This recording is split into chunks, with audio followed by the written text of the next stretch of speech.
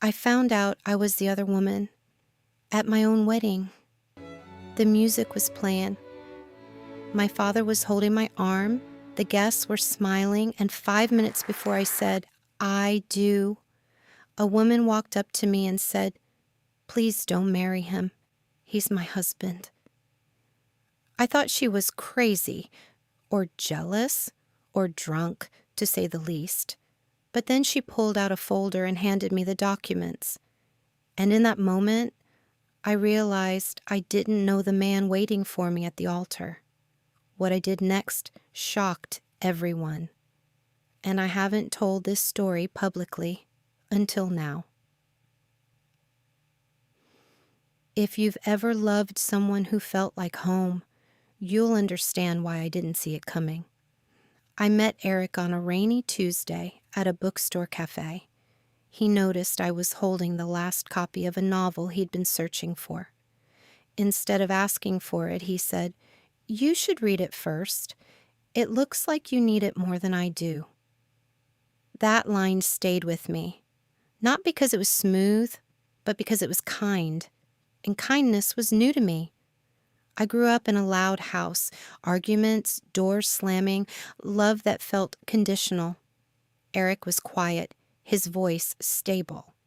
He didn't raise his voice. He didn't demand. He didn't disappear for days like my father did. Or at least, not in the beginning. You know, right? When you've grown up chasing love, the first person who doesn't make you chase feels like destiny. He told me he worked in consulting, travel heavy, confidential clients. It sounded impressive, mature, responsible, and I didn't ask too many questions. Because secure love doesn't interrogate. There was one thing, though. I had never met his friends. Not once. Every time I asked, he'd smile and say, "They're not really your vibe." And I'd laugh it off. Because I wanted to be easy. I didn't want to be difficult or suspicious. About a year into dating, I noticed something strange. He never posted me. Ever. Not one photo, not even a subtle tag. When I asked, he said, "I don't like mixing private life with public life." It sounded mature, but then one night, while he was in the shower, his phone lit up. The name on the screen wasn't saved as a name. It was saved as "Don't answer." I froze. I didn't open it. I didn't need to. Because deep down, I already felt something shifting. When I casually mentioned the call later, he didn't panic. He didn't stutter. He said calmly, "That's a client who gets emotionally attached. I labeled it so I don't accidentally pick up." And I believed him because he said it without blinking, and the confidence is convincing. 2 years in, he proposed on a cliff overlooking the ocean. Simple ring, soft sunset, no audience, just us. He said, "You're the only woman who's ever understood me." And I cried, because I thought I had finally been chosen completely.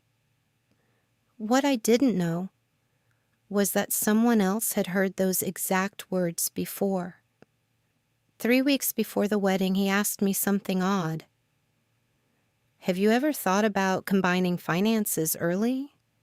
He said it casually, like a future planning discussion. He suggested opening a joint investment account, just to start building together. It felt responsible. He even showed me client returns from previous investments, numbers, charts, proof. So I transferred a portion of my savings. Not all, but enough. The morning of my wedding began with silence. I stood in front of the mirror in my childhood bedroom, staring at the woman in white staring back at me. Lace sleeves, pearl buttons, a smile that looked practiced. "Today is the happiest day of your life," my mother whispered behind me. I nodded, but my hands were shaking, not because I was unsure, because I was terrified of how much I loved him. Eric wasn't just my fiancé, he was my second chance at love. After my ex left me for someone younger, after years of believing I wasn't enough, Eric came into my life like calm after a storm, gentle, intentional, and attentive. He remembered small things, how I liked my coffee, the way I twisted my ring when anxious, the story about my father teaching me to ride a bike. He said he loved that I felt safe, and I believed him. The church was full by noon, white roses, soft violin music, friends crying before I even walked down the aisle. And Eric? He looked like certainty. When our eyes met at the altar, he smiled, soft, steady, reassuring. And for a moment, all the doubt disappeared. It happened right after we said our vows. The priest had just asked, "If anyone has reason why these two should not be joined in holy matrimony, speak now or forever, hold your peace." Nobody ever says anything, until someone did. Wait. The voice wasn't loud, but it sliced through the room. Every head turned. A woman stood at the back of the church, wearing a simple black dress with no makeup, no trembling. She appeared just certain. Eric's hand tightened around mine, too tight. "I need to speak to the bride," she said. The room buzzed. My maid of honor whispered, "Ignore her." But the woman didn't look like a random drunk guest. She looked like someone who knew something. I stepped forward. "I don't know you," I said. Her eyes softened. "You don't," she replied, "but I know your husband." Husband, present tense. A ripple of laughter passed through some guests, assuming drama. But Eric wasn't laughing. He looked pale. "Can we talk privately?" she asked me. Eric finally spoke. "This is insane. I don't know her." The woman didn't look at him. She looked at me. "He's been married for 3 years." The church went silent, like someone sucked the oxygen out. My ears rang. I laughed.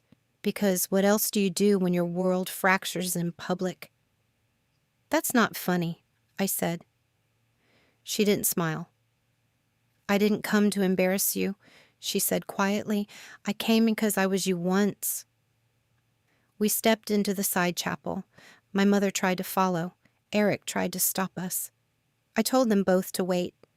Inside, it was just me and her. "My name is Brina," she said. Her hands were steady. That scared me more than hysteria would have. "You're lying," I whispered. She nodded slightly. "I wish I was." She opened her bag, pulled out a folder containing marriage certificate and photos, honeymoon pictures. Eric, my Eric, kissing her on a beach, time-stamped. 2 years ago. I shook my head violently. No, we were together 2 years ago. Her eyes flickered. Exactly. The room tilted. "That's impossible," I breathed. "He traveled for work, didn't he?" she asked. "Yes, consulting trips, conference weekends, last-minute flights. He said he was building our future." Brina swallowed. "He said the same to me." The air felt thick. "I married him 3 years ago," she continued. "I found out about you 6 months later." "Then why are you here now?" I demanded. She hesitated, then took a deep breath. "I filed for divorce last year." I blinked. "What?" He refused to sign. The silence between us stretched. "Why?" I whispered. She looked at me like I was about to fall off a cliff. "Because he told me he needed to stay legally married." "Why?" "For immigration reasons," Brina answered. That didn't make sense. "He's a citizen," I said automatically. Her jaw tightened. "No," she said slowly. "He isn't." Everything I knew began unraveling. Eric had told me he grew up in Boston, private school, college sweetheart, corporate job. But Brina pulled out another document. Different last name, different birth date, different country. The man I was about to marry did not legally exist. I didn't come to ruin your wedding, she said softly.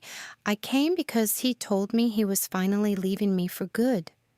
I felt something colder than heartbreak, understanding. He told you he loved you? I asked. Yes. Recently? Yes. And he told me he loved me this morning. We stared at each other. Two women, same script, different dresses. Then she said something that made my stomach drop. You should check his phone. I walked back into the main hall alone. The guests were whispering. Eric rushed toward me. Baby, she's unstable. She's been harassing me. Give me your phone. His eyes flickered. Why? Now. A beat. 2 beats. Too many beats. He handed it over. I entered the passcode. It didn't work. That's new, I said quietly. He laughed nervously. I changed it for security. Open it. He hesitated, and in that hesitation, the truth screamed louder than words. Finally, he unlocked it. Messages. Dozens. Not just with Brina, but with someone else. Another woman. Missed you last night. Can't wait until this wedding is over. My chest caved in. What wedding? I asked. He swallowed. You don't understand. Explain it to me. There was silence.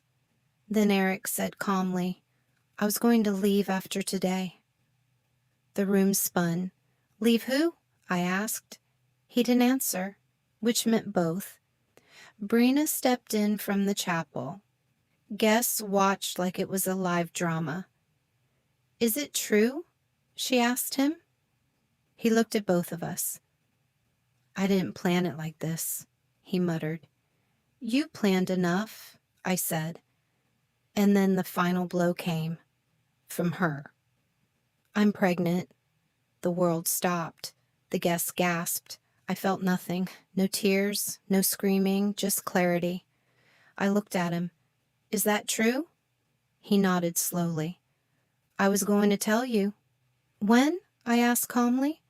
After the honeymoon? I took a deep breath and then turned to the priest. Can we continue? The entire room froze.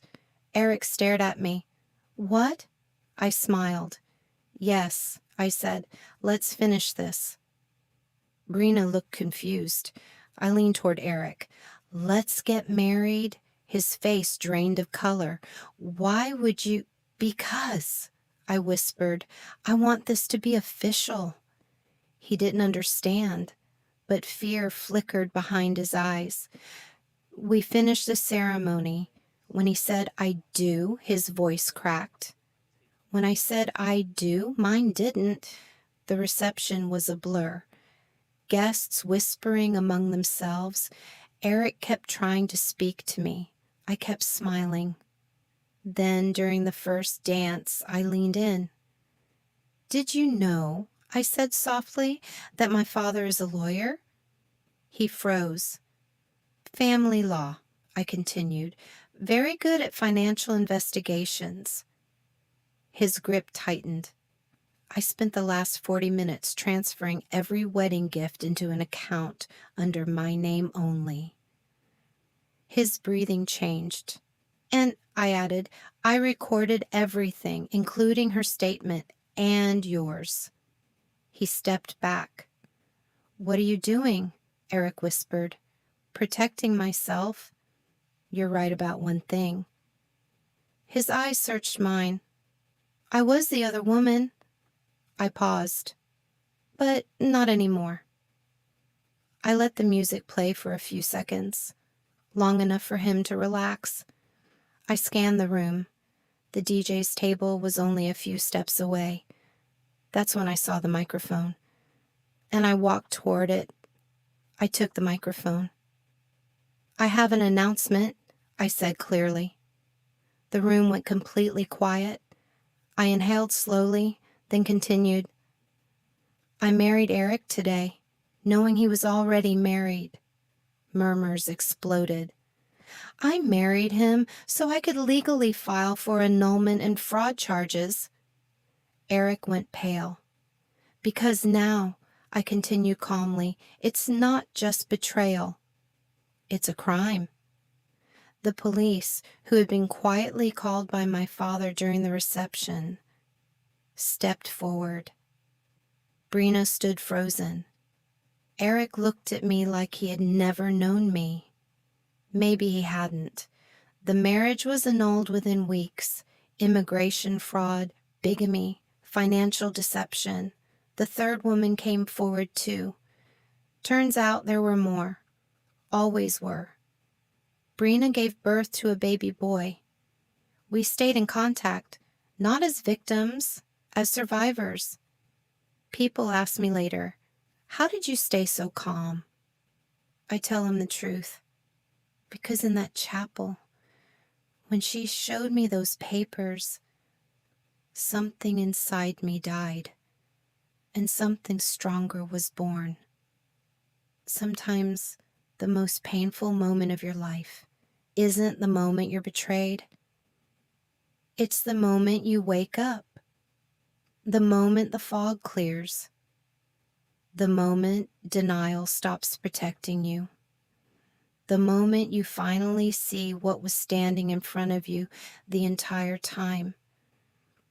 I found out I was the other woman at my own wedding, not in a whisper, not months later, not through rumors, but standing in white, holding flowers, smiling at guests who had no idea my world was collapsing in real time. And strangely, losing him wasn't the thing that broke me. It was realizing how close I came to losing myself, how easily I ignored the late nights, the unfinished explanations, the gut feelings I kept calling overthinking. I wanted the fairy tale so badly that I almost convinced myself the cracks were part of the design. But love, real love, doesn't ask you to shrink. It doesn't require blindness. It doesn't thrive in secrecy. And it never asks you to silence your intuition just to keep the peace. Betrayal isn't quiet. We just choose not to hear it. It shows up in hesitation, in changed passwords, in stories that don't quite align. It whispers first, then it taps. And if you still refuse to listen, it shatters. That day, I didn't just expose him. I chose myself. And sometimes that's the bravest vow you'll ever make, because walking away from someone you love hurts. But walking away from yourself destroys you. If something feels wrong, pause. If something doesn't add up, ask. And if your spirit feels unsettled, listen. Love should feel safe, not strategic, not secret, not shared. Sometimes the most powerful thing you can do is wake up, even if it's at the altar. If you were in her shoes, would you have exposed him? Or would you have protected your peace and walked away quietly? Tell me in the comments. I'm genuinely curious. Subscribe for more stories where the truth always comes out. And turn on your notifications so you're the first to know when the next story drops.